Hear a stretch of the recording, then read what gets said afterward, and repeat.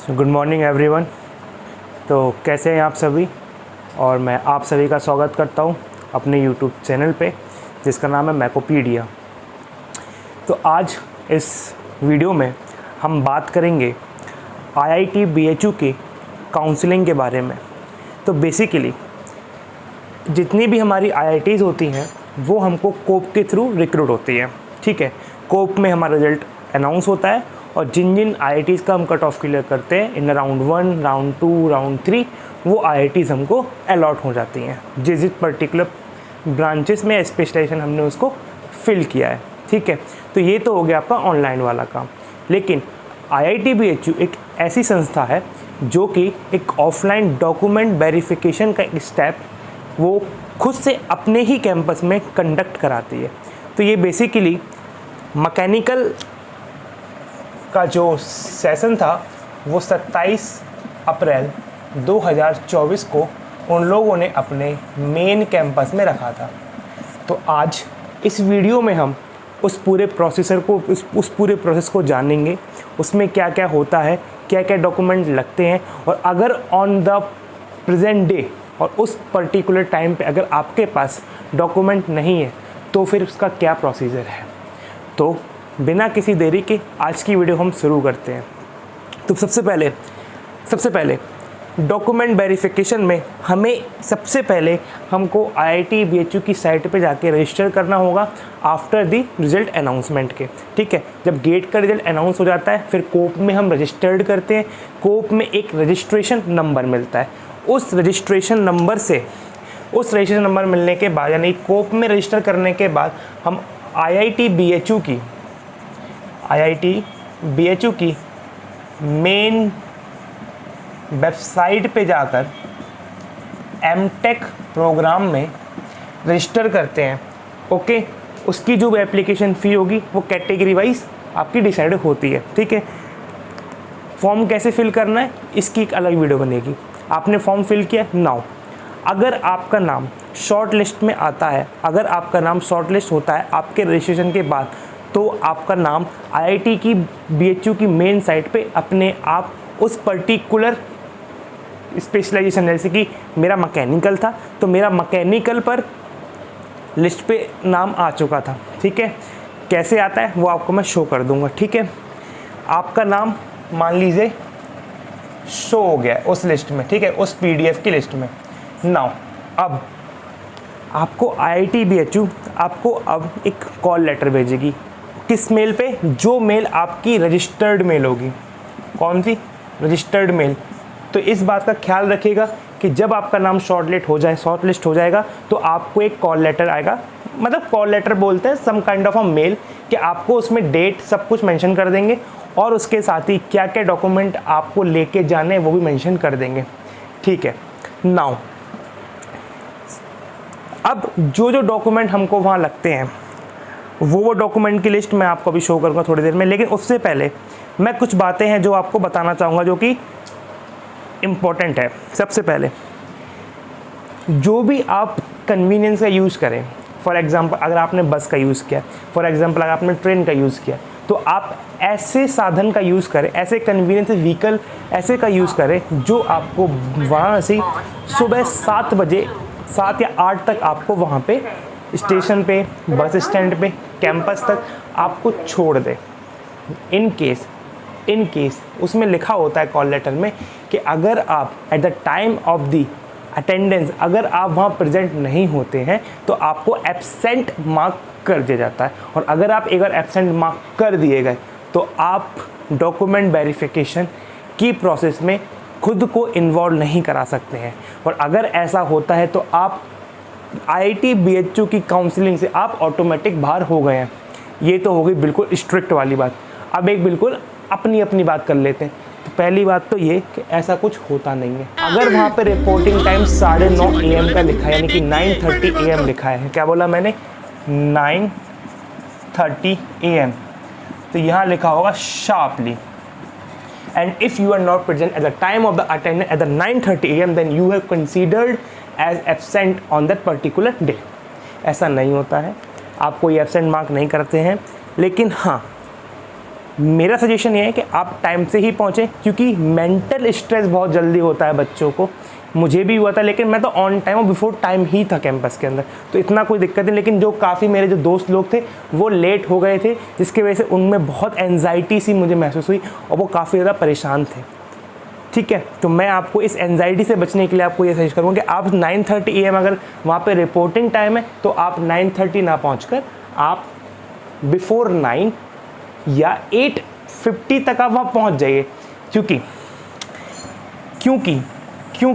Reach at 9 AM किससे बचने के लिए? एंजाइटी बचने के लिए। लेकिन एंजाइटी तो हो गया अपनी अपनी वाली बात, लेकिन सही बात मैं बताता हूँ कि BHU कैंपस सबसे पहली बात लार्ज है, ठीक है, बड़ा कैंपस है, हर डिपार्टमेंट की अलग अलग बिल्डिंग है।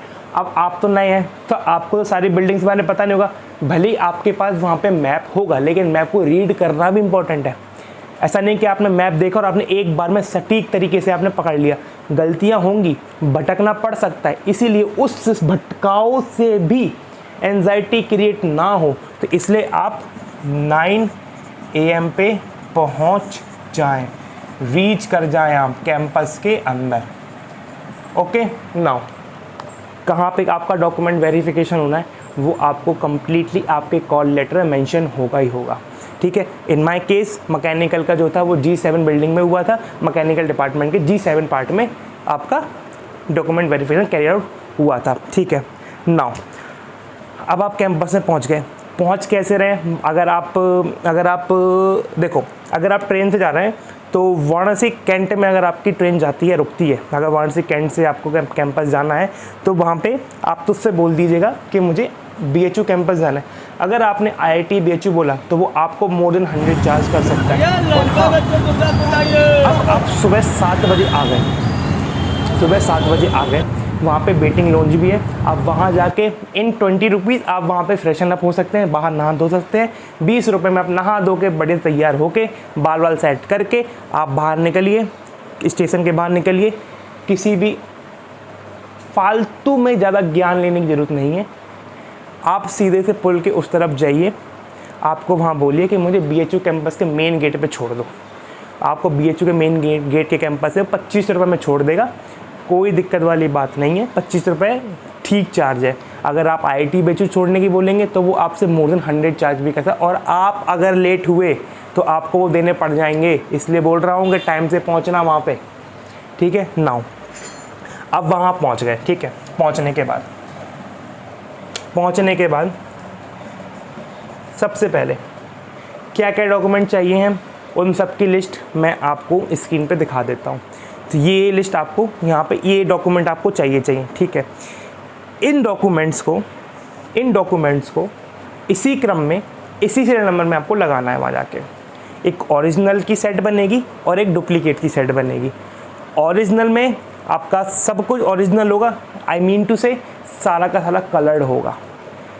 फ़ोटो स्टेट में आपका सारा ब्लैक एंड वाइट होगा, लेकिन सिर्फ और सिर्फ मेडिकल सर्टिफिकेट जो है वो आपका उस फोटो कॉपी में ओरिजिनल लगेगा। Okay, now EWS SC ST 6 महीने इसकी वैलिडिटी होती है। क्या लिख दिया मैंने? इसका मतलब ये है कि अगर हमारी काउंसिल 27 अप्रैल को हुई थी तो हमारा जो EWS या फिर SC ST का कैटेगरी का जो हमारा सर्टिफिकेट होगा वो हमारा फरवरी 1 से पुराना कंसीडर नहीं करेंगे, इसके आगे वाला कंसीडर करेंगे। ठीक है, पुराना कोई लेके नहीं जाएगा, जितना हो सके उतना लेटेस्ट आप लेके जाइए। ठीक है, फरवरी 1 वहाँ पे उसने मार्क दे रखा था फॉर द EWS और फॉर SC ST कैटेगरी के लिए। ठीक है, नाउ अब बच्चा यहाँ तक ठीक है। अब क्या हुआ अगर आपके पास कोई डॉक्यूमेंट नहीं हुआ तो? फॉर एग्ज़ाम्पल आपके पास EWS सर्टिफिकेट था, वो मान लीजिए पुराना है। ठीक है, अब वो पुराना है, या फिर मान लीजिए मेडिकल सर्टिफिकेट। अभी जो मेडिकल सर्टिफिकेट है, मेडिकल सर्टिफिकेट आप किसी भी गवर्नमेंट प्रैक्टिशनर से आप साइन करा सकते हैं, कोई दिक्कत नहीं है, लेकिन उसी फॉर्मेट पे कराएंगे साइन जो आपको BHU की साइट से, आपके BHU के ब्राउज़र से आपको मिलेगा। रैंडमली कोई भी ऐसा कोई मेडिकल सर्टिफिकेट नहीं बनवाना है, जो BHU की साइट पे है वही आपको मेडिकल सर्टिफिकेट बनाना है। फॉर्म 9 बोलते हैं उसको BHU के ब्राउज़र के अंदर, ठीक है। इन केस अगर आपके पास मेडिकल सर्टिफिकेट नहीं हुआ, इन केस अगर आपके पास EWS का SC/ST का अगर आपके पास सर्टिफिकेट नहीं हुआ या फिर वो पुराना हुआ, उन्होंने एक्सेप्ट नहीं किया, तो क्या करना है? सबसे पहले तो घबराना है नहीं। आप वहाँ पे आ चुके हैं, आपका DV हो रहा है, आपके पास डॉक्यूमेंट नहीं है, ठीक है। ऐसा तो होगा नहीं कि सारे डॉक्यूमेंट नहीं हो, कुछ डॉक्यूमेंट्स आपके पास ऑन स्पॉट नहीं होंगे, तो उसमें आपको एक काम करना होता है, उसमें आपको वहाँ देनी होती है अंडरटेकिंग।